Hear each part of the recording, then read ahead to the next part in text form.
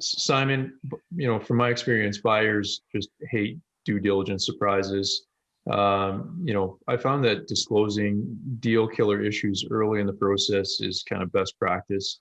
Can you talk about common issues that you've seen in transactions and how to, how to minimize surprises?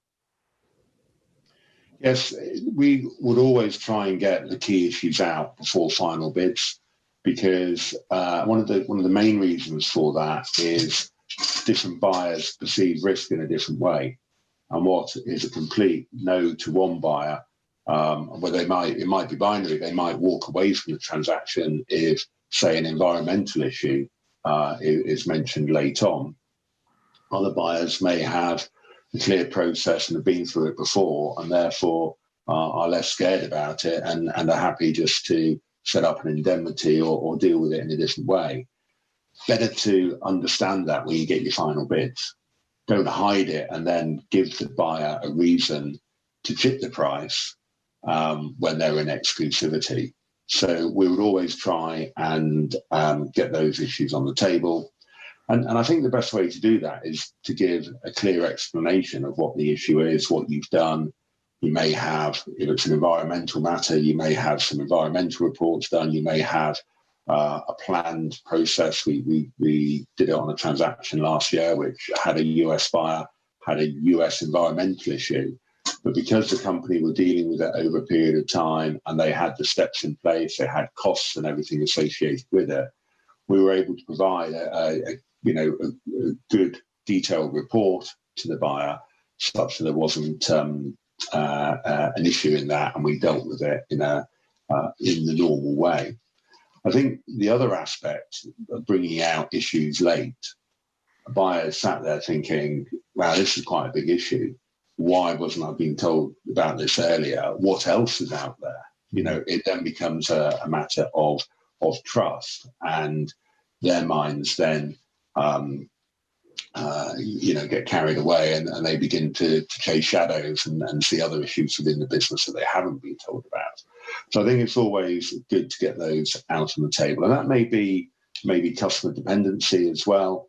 You want to, we always give an idea of the top 10, top 20 customers and the 80-20 Pareto rule in terms of, these are the key customers and we're well spread and don't have that dependency. But there are instances, we've sold businesses where they've had 90% of revenue with one customer. Disclose that early on, because you just know with some buyers, they're going to walk away at that point. They like to see a spread of customer because it comes down to risk. Great point that, buyers see different issues differently and might have different ways of being able to mitigate the risk around those issues. So bringing up early is important. Bill, can you give us your kind of experience around deal killer issues and how you manage them? I think Simon is spot on.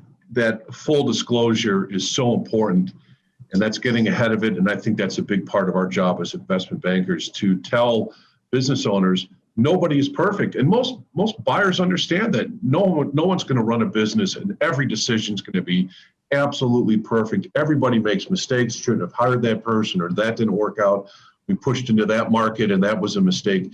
If you can disclose that up front, that goes a long way. We've had situations where we had a client, they'd been operating for 20 years, and the moment, the day they hired us to sell the company because two owners wanted to retire, they got sued by a former employee, and it was a payroll thing, and it was one of those no good deeds go unpunished. They'd actually helped the employee loan money. The employee quit and had some sort of kerfuffle about the repayment of the money. And it was settled for about $15,000 or $20,000. Wasn't a big deal, but the client was worried that all the buyers would run away. We ran this process with this lawsuit ongoing. We simply disclosed it. We gave updates. And every single buyer we talked to understood this kind of stuff happens. It's relatively small. It was settled before we closed. It wasn't an issue. If we would have hid this, or if the seller would have hid this, this would have been a much bigger issue, and it really wasn't a big issue at all for us. Yeah, I agree. Putting some communication around the issue and trying to, just present that to a buyer saying, hey, this isn't big. This is like 20 or 30 grand. So, Exactly. let's kind of put it in perspective. Michael, can you add to this? Yeah, let me give you a really practical example that happened to us about 3 or 4 years ago. And again, part of the reason this happens is sellers, especially owners, are so reluctant to kind of divulge the full extent of the possible problems. And they look at it as, let me look at the probability of it happening versus, likelihood. And so they put such a small probability that they just tend not to disclose it. We had 3 offers on a company, ballpark roughly the same. Let's just call it $40 million. And then we disclosed an issue. It was a potentially very large issue. One buyer took his offer off the table. That's how he reacted. Another buyer wanted to add an escrow, and I just don't remember the exact number, but increased it from roughly 5% to 15%, a huge escrow. And the third one just said, listen, I'd like to reduce the purchase price $1 million. And so we had 3 very different reactions to this potential problem. You don't want to pick the one based on the higher price, because that would have been possibly the one who would have walked away, and you would have had a real problem on your hand, or increased escrow by 10%. So it's critically important to make sure that these types of issues are disclosed earlier, but it's specifically earlier than going exclusive with someone. So. Yeah, and if it's thought out beforehand, where you could provide solutions to how to resolve the issue, and again, as I mentioned before, kind of quantify it. I think it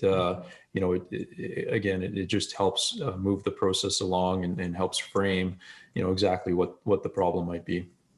Yeah, and each buyer has their own level of risk experience with that particular issue. So, and I have many, many examples of that where, an issue is very specific, what's pension or IP or HR. And this is why we like selling to experienced buyers. They're the ones who tend not to overreact. Yeah, great points.